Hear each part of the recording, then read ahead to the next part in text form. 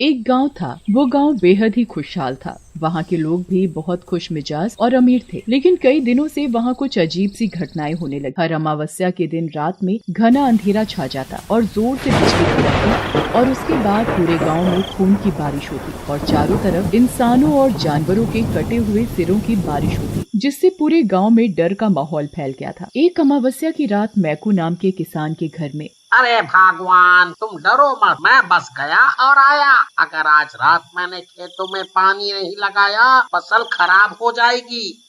मुझे जाने दे। और वैसे भी ट्यूबवेल के पास कोठरी है, ज्यादा समय लगा तो मैं वहीं रुक जाऊंगा।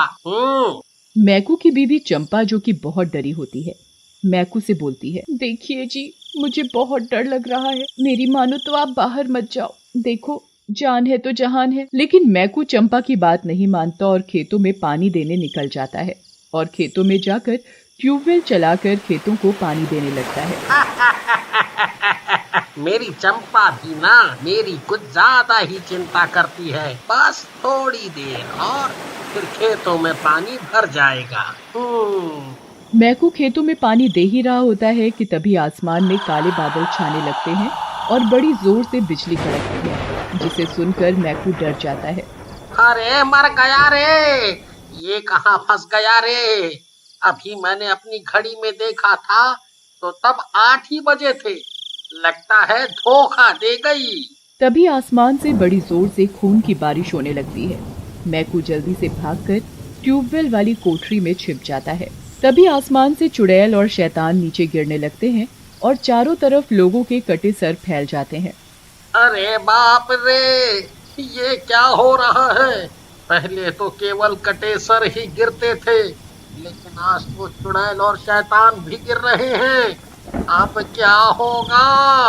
उसके बाद मैकू खिड़की से बाहर की ओर झांक रहा होता है कि तभी शैतान और चुड़ैलों की नजर उस पर पड़ती है और वो मैकू की तरफ बढ़ने लगते हैं।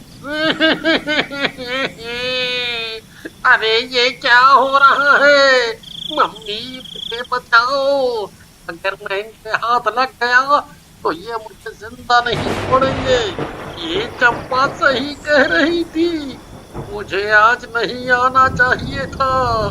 उसकी बात ना मानकर मैंने गलती कर दी।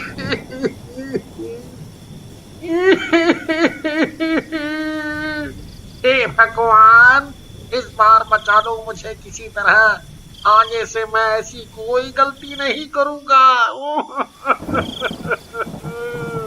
लेकिन तभी वो सारी चुड़ैलें और शैतान दरवाजा तोड़कर अंदर आ जाते हैं और मैकू को पकड़कर टुकड़े टुकड़े कर देते हैं और उसको खाने लगते हैं। और फिर मैकू को खाने के बाद वो वहाँ से गायब हो जाते हैं। उधर पूरी रात मैकू के ना आने पर चंपा को उसकी बहुत चिंता सताती है और वो ट्यूबवेल पर जाती है। ट्यूबवेल पर मैकू का सर कटा हुआ पड़ा होता है। उसे देखकर चंपा उसका सर उठाती है और रोने लगती है। ये आपको क्या हो गया जी? मैंने कहा था ना कि आज अमावस्या की रात है, मत जाओ खेत पर, लेकिन आपने मेरी बात नहीं मानी और देखो ये सब क्या हो गया। मैं अब अकेली सारी जिंदगी कैसे बिताऊंगी।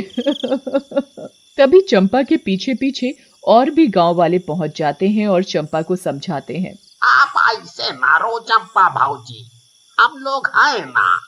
हम गांव के लोगों के होते आपको चिंता करने की कौनो जरूरत नहीं। हाँ, मुझे अपनी चिंता से ज्यादा गांव की चिंता है। आज मेरे साथ हुआ है, फिर किसी और के साथ होगा। हमें इन दुष्टों का मुकाबला करना होगा। तभी वहाँ खड़ा हुआ एक गांव वाला बोलता है, भौजी, आप ये बदला बदला रहने ही दो। भला हम इंसान इन शैतानों से कैसे मुकाबला करेंगे। देखो, हम कुछ और रास्ता निकालेंगे।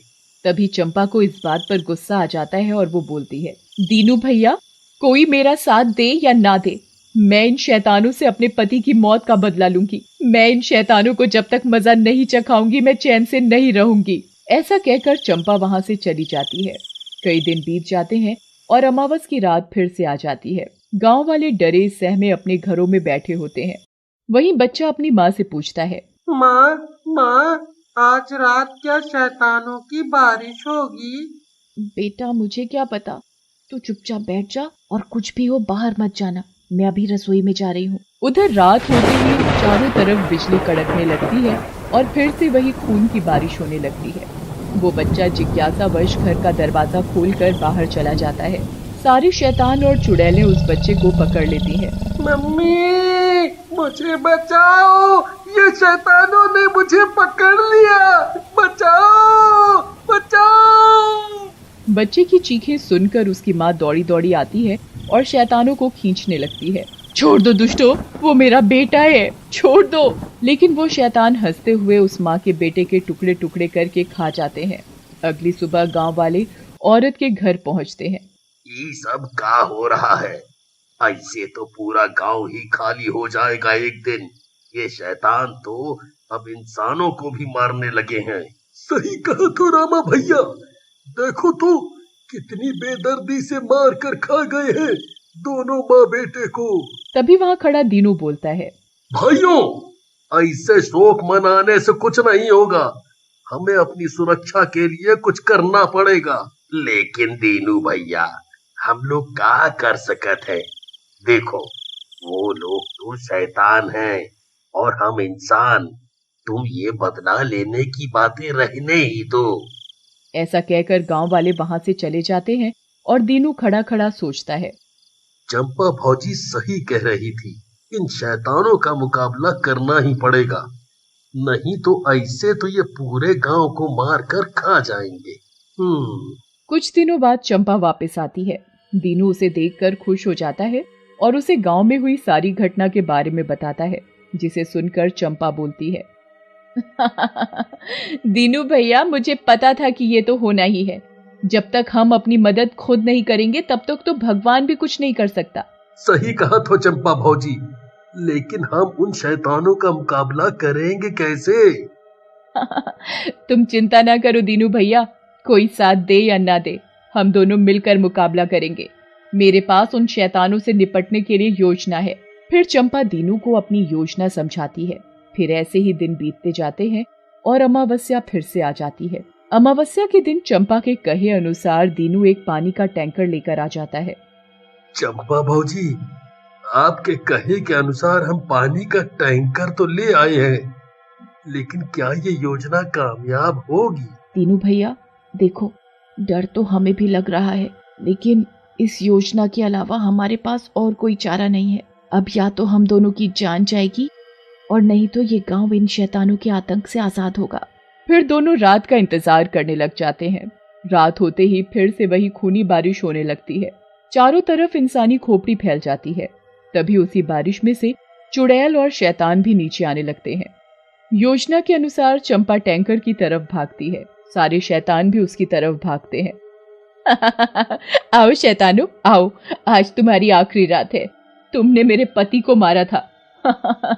तभी टैंकर पर चढ़ा दीनू बोलता है, अरे भौजी, अपनी जान बचाओ, एक गड़बड़ हो गई, ये टैंकर चालू नहीं हो रहा।